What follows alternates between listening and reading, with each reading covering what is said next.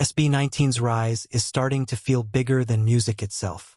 A recent feature from a Tokyo-based youth culture platform highlighted the group not simply as performers, but as representatives of a new wave of Asian identity and creativity. And honestly, that says a lot about how far they've come. This wasn't just another overseas interview or a quick promotional article. Japan has one of the most respected entertainment industries in Asia, and when a Japanese media outlet pays attention to a Filipino group in this way, it carries weight. The feature focused on SB19's authenticity, cultural identity, artistic direction, and growing global influence rather than just popularity or trends.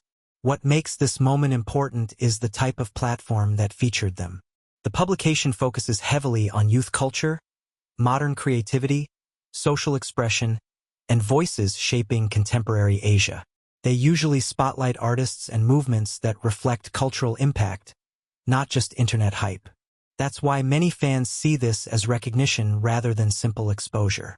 For years, supporters have argued that SB19 stands apart because they never tried to erase their Filipino identity in order to appeal internationally. Instead, they embraced it completely. Their music, visuals, storytelling, and performances consistently carry elements of Filipino culture, while still feeling modern and globally competitive. Now, international media seems to be recognizing that authenticity. One reason SB19 keeps attracting international attention is because people often feel something genuine when watching them. At first glance, some viewers expect another typical idol group. But after seeing the live vocals, choreography, stage presence, and emotional delivery, many realize the group has a different kind of energy. Their story also plays a huge role. SB19's journey was filled with challenges. Intense training, financial struggles, criticism, online mockery, and years of being underestimated. There was a time when many people doubted whether P-pop could ever gain international respect. Others unfairly compared them to K-pop acts instead of recognizing their own identity. But instead of hiding where they came from, SB19 leaned into it. They turned their background, struggles, and Filipino roots into part of their artistic identity. That decision may now be one of their biggest strengths globally because audiences today often connect more deeply with artists who feel real instead of heavily manufactured. Japan's interest in the group is especially fascinating because the Japanese market is known for being selective. Even globally famous artists sometimes struggle to build lasting attention there. Japanese audiences are often deeply invested in artistry, storytelling, detail, and emotional sincerity, qualities many fans believe align naturally with SB19's style. Songs like MAPA, Mana, and Gento showcase emotional storytelling mixed with strong performance and production. That combination resonates with listeners who appreciate artistry beyond surface-level trends. The connection also feels natural because several SB19 members have openly shown admiration for Japanese creativity, anime culture, and Asian artistic traditions. Because of that, many fans now believe Japan could eventually become one of SB19's strongest international markets. Another major reason this feature matters is timing. SB19 is now operating independently under 1Z Entertainment, and that changes the conversation around them completely. More international media outlets are becoming interested in artists who actively shape their own creative direction rather than simply following industry formulas. SB19 is no longer just performing songs. They're involved in concepts, branding, storytelling, visuals, and musical identity.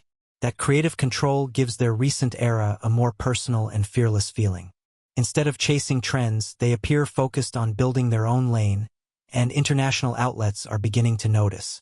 That's why this Japanese feature feels symbolic to many fans.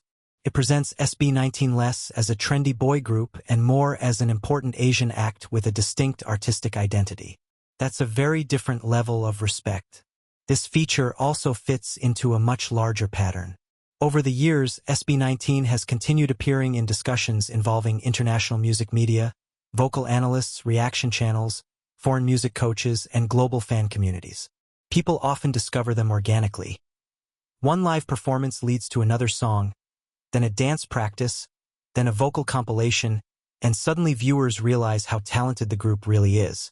Their live vocals especially continue to surprise international audiences. In a music era where authenticity in live performance is constantly questioned, SB19's vocal consistency stands out. That authenticity helps create stronger emotional connections with viewers around the world. For longtime fans, moments like this feel emotional because they remember the difficult early years. They remember when the group was mocked online, when support was limited, and when Filipino acts were rarely taken seriously on global stages. Seeing a respected Tokyo publication recognize SB19 feels validating for many supporters who stayed loyal from the beginning. Fans also played a massive role in helping the group reach this point.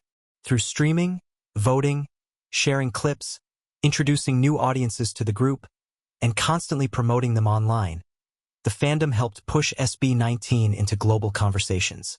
Every international feature now feels like proof that those efforts mattered. At this stage, SB19 represents something larger than entertainment for many people. They represent the possibility that Filipino artists can succeed internationally without abandoning their identity. They represent the idea that Asian artists outside traditional entertainment systems can still compete globally through talent, hard work, and authenticity. That message resonates with audiences far beyond the Philippines because many people are tired of artificial branding. They want artists with real stories, real struggles, and real passion. SB19's journey gives audiences something emotionally relatable in addition to strong music and performances.